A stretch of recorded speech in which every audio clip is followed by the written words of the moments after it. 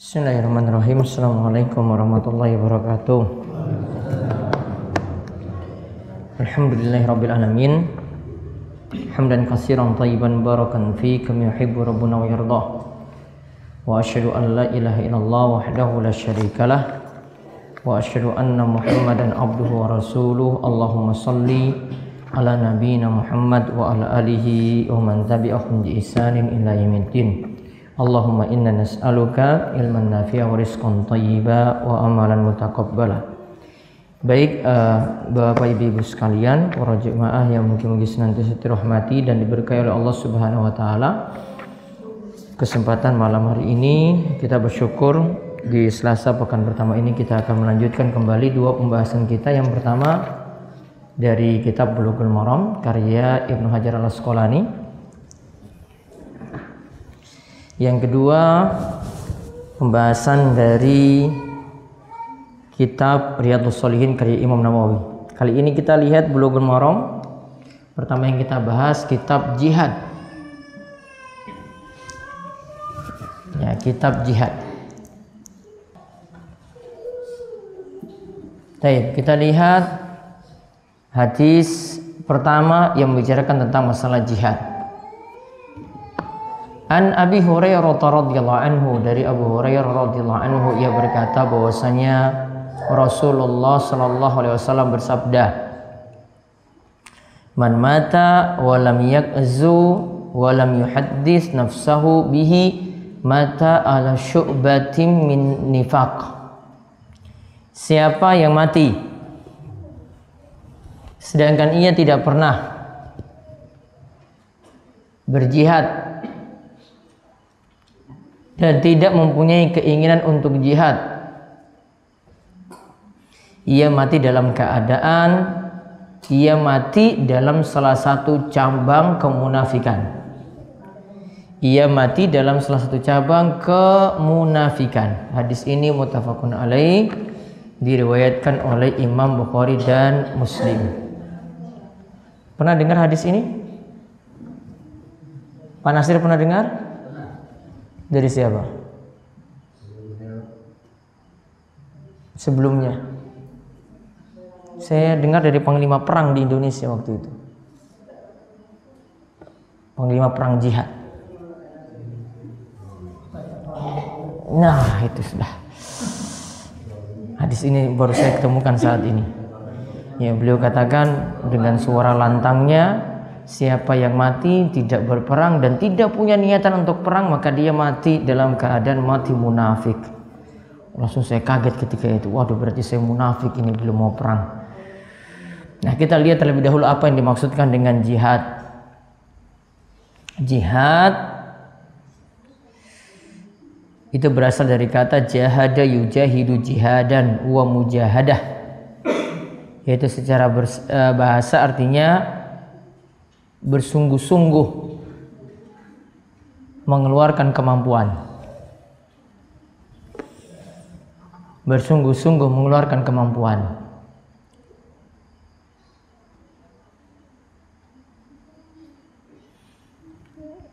Namun secara istilah jihad itu berarti bersungguh-sungguh mengeluarkan kemampuan dalam berperang melawan orang kafir. Dalam berperang melawan orang kafir. Hukumnya adalah fardu kifayah. Hukumnya adalah fardu kifayah. Apa fardu kifayah? Salah satu sudah melakukan, maka yang lain gugur kewajibannya. Berarti kalau tentara sudah melakukan berarti gugur kewajibannya. Kita yang sipil nggak usah ikut. Ya. Nah, di sini fardu kifayahnya diberikan syarat. Yang pertama, punya kemampuan, punya kudrah, kemampuan. Artinya dia mampu. Mampu untuk apa? Mampu secara fisik. Dan yang kedua, wa quwwatin alal qital, yaitu punya kekuatan atau punya kemampuan untuk berperang. Kalau tadi mampu secara fisik, yang kedua mampu untuk berperang. Jadi dia tahu pegang senjata kayak bagaimana, menghadapi musuh seperti apa, mengatur strategi itu bagaimana. Kalau yang kesehariannya cuma negal saja nggak bisa. Kalau kesehariannya cuma ngulang pelajaran agama ya nggak bisa. Nggak pernah pegang senjata. Tukang masak apalagi? Cuma pegang pisau aja, pisau dapur. Ya, nggak bisa. Harus punya kemampuan untuk berperang. Jadi kemampuan secara fisik, kekuatan secara fisik mampu. Kalau sakit ya enggak. Kalau dia nggak bisa jalan, sulit jalan untuk perang ya nggak bisa. Dan juga punya kemampuan untuk berperang, bisa pegang senjata, tahu cara nembak, tahu untuk strategi. Sehingga ketika orang itu menyuarakan, ayo kita pergi perang ke Palestina, siapa yang pergi? Hah? Tadi hukumnya apa tadi? Fardu kifayah. Sebagian aja, gak usah suruh-suruh kita. Yang punya kemampuan kan? Yang tadi syarat pertama kemampuan fisik. Yang kedua apa? Bisa berperang berarti. Kalau dia aja cuma teriak-teriak aja, nggak pegang senjata saja nggak kuat. Ya, masang peluru saja nggak paham. Apa masang peluru untuk nembak manuk dengan nembak orang sama? Sama Pak. Pasang pelurunya sama? Enggak sama, cuma bisa tembak manuk saja, mau nembak orang enggak bisa. Jadi dikatakan fardu kifayah tadi, kalau sudah ada yang melakukannya hal ini untuk pergi berjihad, maka saqata an sa'irin nas, maka gugur yang lainnya. Namun kalau tidak ada yang pergi berperang sama sekali, maka semuanya terkena dosa. Maka wajibnya itu secara keseluruhan wajib, yaitu orang muslim Indonesia wajib kalau sudah disuruh perang. Namun kalau lihat dari individunya tidak wajib. Berarti harus ada yang pergi, namun tidak wajib bagi setiap individu. Apa dalilnya tidak wajib secara keseluruhan, cuma fardu kifayah? Nanti lihat surat At-Taubah ayat 122. Wa ma kanal mu'minuna liyanfiru kaffah. Dan tidaklah orang-orang beriman itu pergi untuk berperang, dan itu sudah cukup, sudah berarti. Sebagiannya nanti diperintahkan untuk tinggal diam di tempat untuk belajar. Sebagiannya untuk perang. Kalau semuanya pergi, maka tidak ada lagi yang mengurus kaum muslimin. Karena nggak semuanya pergi, wanita-wanita nggak pergi, anak-anak nggak pergi. Berarti ada yang tugasnya untuk ngulang, untuk mengajarkan ilmu agama pada yang lainnya.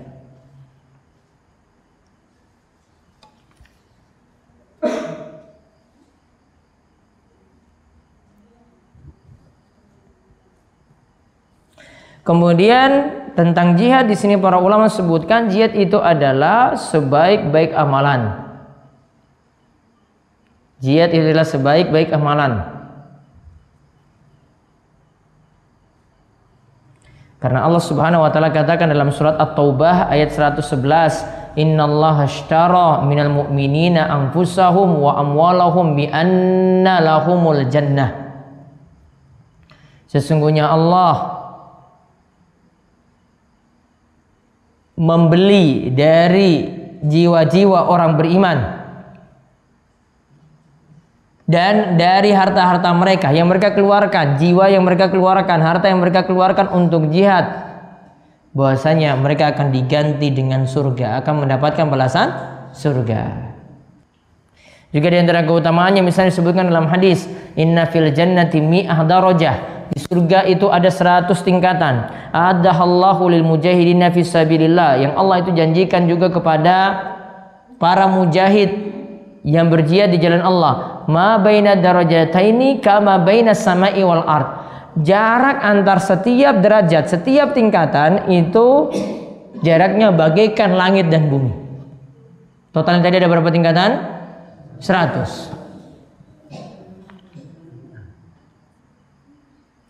Adapun di sini yang punya kemampuan dan bisa untuk berperang, namun dia tidak pergi berperang, bagaimana? Lihat ada perkataan dari Syekhul Islam Ibnu Taimiyah, "Man tarakal jihad azabahallahu azaban alima bizil wa ghairihi."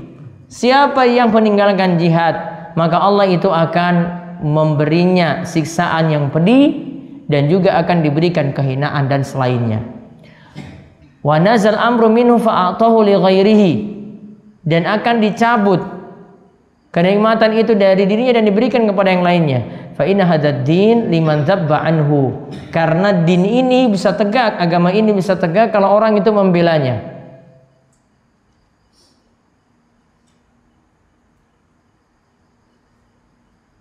Dan kata Ibnu Taimiyah, wa ma tajahadatil ummah aduwaha alafallahu baina qulubiha. Dan kalau kaum muslimin itu pergi berjihad, maka Allah akan satukan hati-hati kaum muslimin. Wa in tarakatil jihad syaghala ba'daha bi ba'din. Kalau mereka itu meninggalkan jihad, yang ada itu adalah mereka akan saling bermusuhan satu dan yang lainnya. Karena kalau orang pergi berjihad tadi satu suara, maka nanti akan nampak kesatuan. Namun kalau meninggalkannya berarti nampak perpecahan dari dalam tubuh mereka. Nah, sekarang kita lihat hadis tadi. Tadi disebutkan man mata, siapa yang mati walam yakzu, dan dia tidak berperang.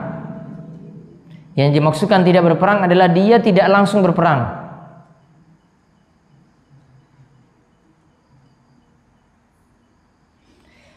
Dan di sini juga disebutkan walam yuhaddis nafsahu, dan dia tidak berniat untuk berperang. Maksudnya di sini kata Syekh Abdullah Fauzan, walam yanwil ghazwa bi ayyazima alaihi wa yasta'adda lahu. Dia tidak mau berniat untuk berperang dan tidak mau menyiapkan diri pula. Tidak mau menyiapkan diri pula. Maka dikatakan di sini mata ala syu'bati min nifaq. Maka dia memiliki satu cabang kemunafikan. Maka faedah yang kita ambil dari sini, yang pertama, jihad di jalan Allah itu wajib.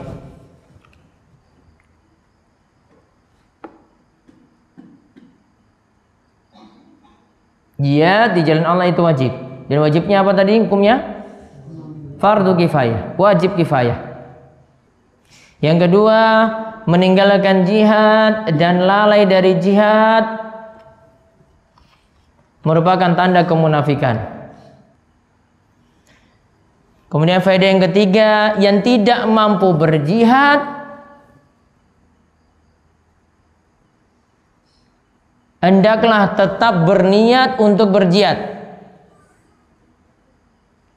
Hendaklah tetap berniat untuk berjihad. Jadi kalau tidak mampu, pokoknya saya niatan. Suatu waktu saya nanti ada kemampuan dan nanti diperintahkan, maka saya punya kemampuan untuk itu. Lihat ada perkataan dari Al-Qurtubi, Imam Al-Qurtubi dalam kitabnya Al-Mufhim, fihi ma yadullu ala anna ma lam yatamakkan min amalil khair fa yanbaghi lahu ay ya'zama ala fi'lihi idza tamakkana minhu wa ayyanwiyahu fa yakunu zalika badalan min fi'lihi fi tilkal hal. Kalau ada orang yang tidak mampu melakukan kebaikan, termasuk juga jihad yang kita bahas ini, dia tidak mampu melakukan jihad, maka hendaklah dia punya azam, punya tekad untuk melakukannya. Yaitu tekad nantinya ketika dia mampu, dia tetap saat ini itu berniat. Maka niatannya tadi sudah jadi pengganti untuk amalannya tadi yang dia belum bisa lakukan. Berarti ingat ya, kalau punya kemampuan pergi berjihad. Namun kalau tidak punya kemampuan apa? Yang penting sudah punya tekad. Sudah punya tekad. Dan tekad ini kata Imam Al-Qurtubi itu pengganti dari amalan tadi.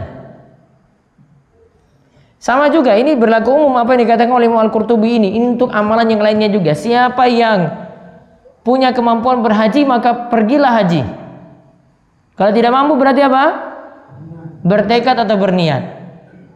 Dan bertekad atau berniatnya ini sudah menjadi pengganti amalan haji.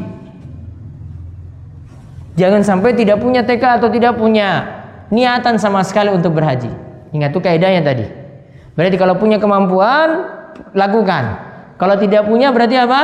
Bertekad atau berniat. Dan bertekad atau berniat ini sudah sama dengan melakukannya, pengganti, sebagai pengganti karena tidak bisa melakukannya saat ini.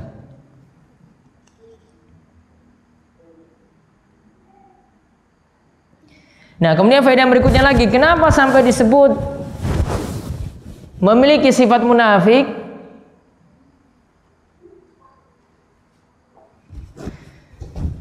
Karena orang munafik tidak ada amalan kebaikan dan tidak punya niatan untuk berbuat baik. Karena orang munafik tidak ada amalan kebaikan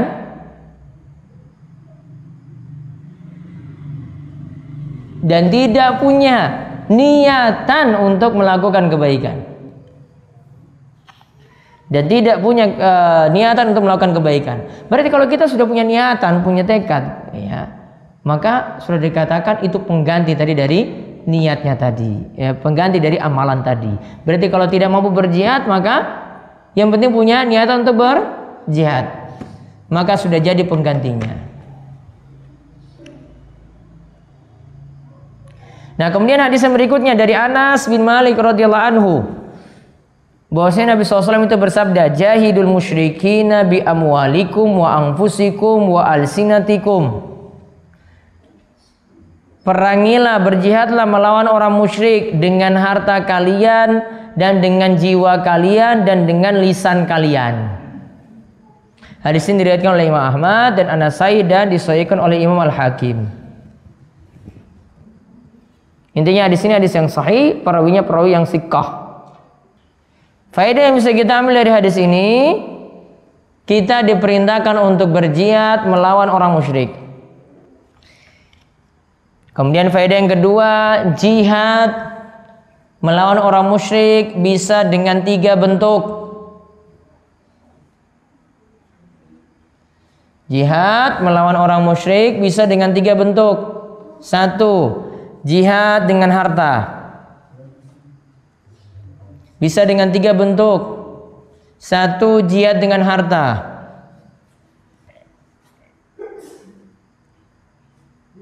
Jadi perlengkapan perangnya kita keluarkan harta kita untuk perlengkapan perang tadi itu dibeli.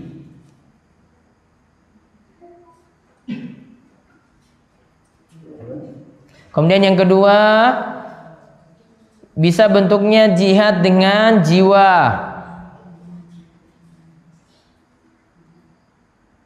Innallaha ashtara minal mu'minina anfusahum wa amwalahum. Allah itu telah mengganti bagi orang-orang beriman dari jiwa yang mereka korbankan dan dari harta yang mereka korbankan. Kemudian yang keempat, yang ketiga, jihad dalam bentuk jihad, yaitu jihad dengan lisan, yaitu dengan berdakwah.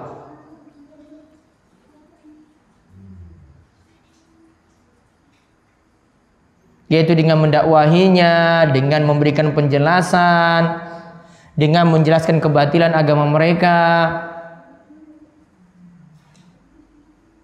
Apalagi saat ini di zaman ini, ya, itu banyak fitnah-fitnah, banyak subat-subat, banyak isu-isu yang enggak benar yang diserang oleh musuh-musuh itu lewat media-media, mau lewat televisi, mau lewat Facebook, maka itu harus dibantah. Ada yang harus membantahnya.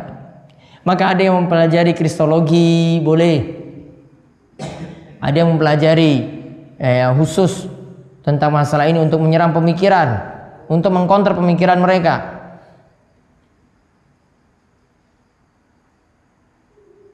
Nah, dari sini kita simpulkan juga jihad itu ada 2 model. Faedah yang lainnya, jihad juga ada 2 model, yaitu yang pertama jihad dengan senjata.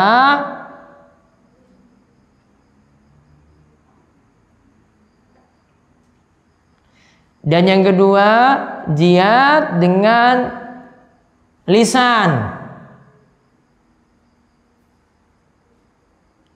Kalau jihad yang pertama, tadi apa jihad yang pertama dengan apa? Dengan apa? Senjata. Yaitu dengan perang. Namun ingat, ini tidak berlaku setiap waktu. Ini tidak berlaku setiap waktu. Cukup ada perintah dari pimpinan, ayo perang, maka perang. Namun kalau jihad yang kedua jihad dengan apa? Dengan apa? Lisan.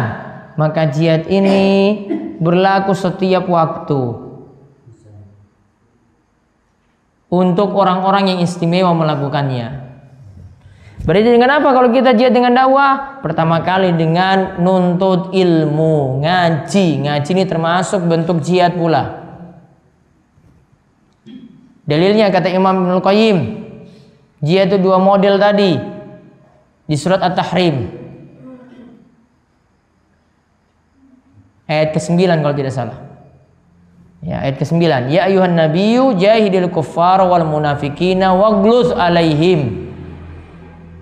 Wahai Nabi, ya ayuhan nabiyyu jahidil kuffar wal munafikin. Perangilah orang kafir dan orang-orang munafik.